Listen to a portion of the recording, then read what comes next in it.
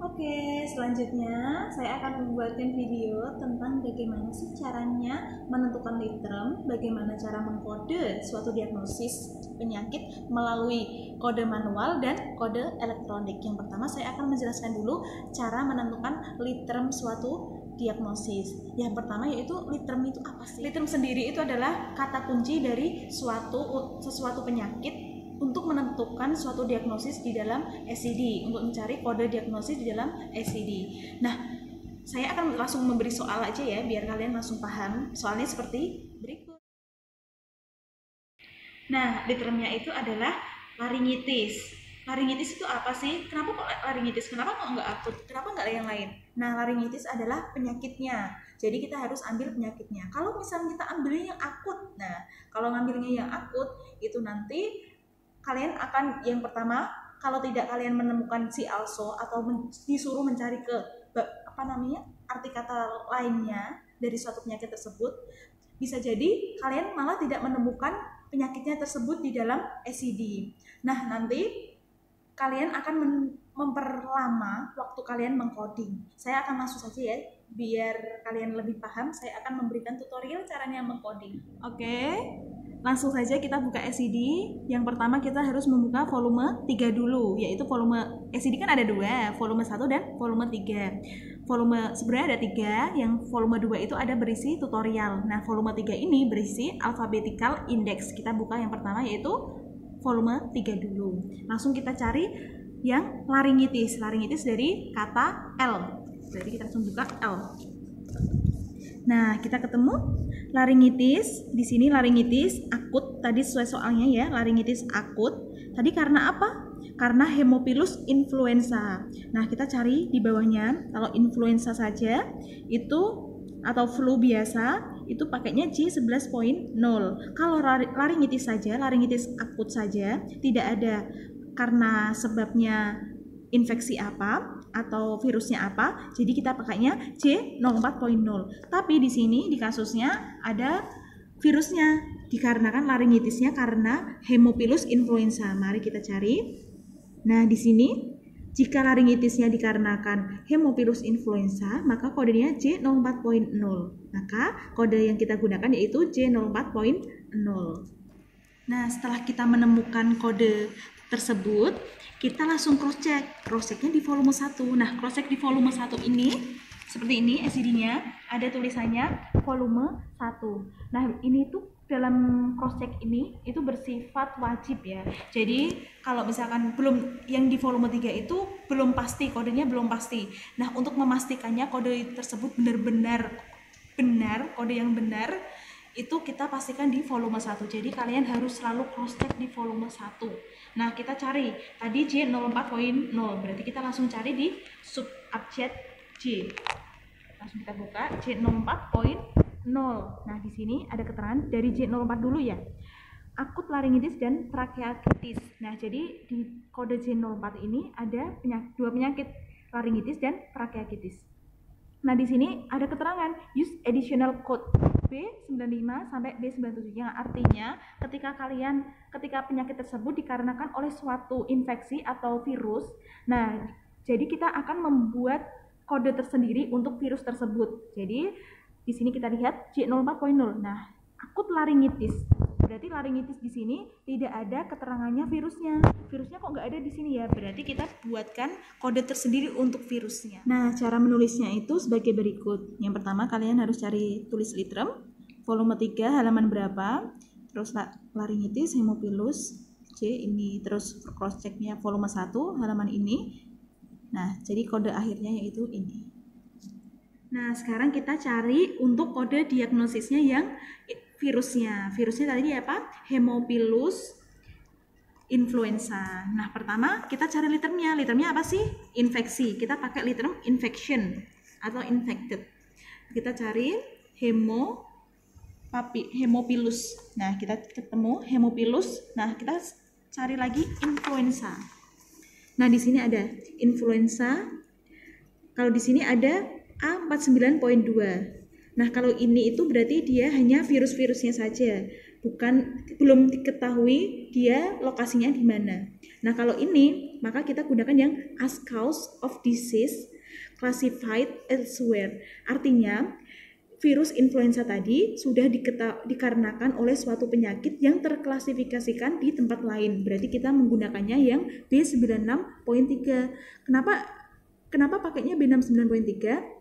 Di sini udah ada keterangannya tadi ya, saya jelaskan. Disease-nya tadi udah jelas ya, disease-nya yaitu karena laringitis. Nah, kita langsung cross check ke ini, volume satunya yaitu B96.3. Nah, cara menulisnya seperti ini, liternya ditulis infection, volume 3, kodenya, volume 1, kode, artinya apa, terus jadi kodenya ini. Berarti kode dari diagnosis tadi yaitu ada dua. Yang pertama diagnosis kode penyakitnya yaitu J04.0 dan kode virusnya yaitu B96.3. Oke, di sini pakai SID elektronik ya. Yang pertama ini tabular list itu adalah volume 1, alfabetik adalah volume 3. Yang volume 2 itu ada instruksi cara menggunakan SID. Langsung saja kita klik volume 3 terlebih dahulu. Volume 3 kita cari yang ini. Ada alphabetical index, kita pakai yang ini. Terus kita cari tadi dari laring ya, berarti kita pakai laring L. Pakai L, laringitis, terus kita klik aja laringnya. Laring kita cari, ini akut sama ya seperti SID tadi, akut with hemopapillovirus. Berarti kita langsung klik ini. J404. Nah, ini langsung otomatis masuk ke dalam volume 1, J04.0. Kita bisa scroll ke atas seperti ini, masih sama seperti yang tadi di SID manual. Langsung kita tulis tadi seperti tadi contohnya. Nah, ini disuruh menggunakan use additional code. Langsung kita klik saja. Klik. Nah, udah deh sampai 96, kita tinggal cari aja di sini.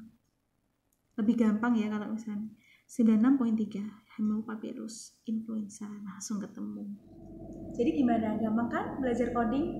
Nah, selanjutnya saya akan memberikan contoh tentang kasus muskuloskeletal. Kasusnya seperti ini.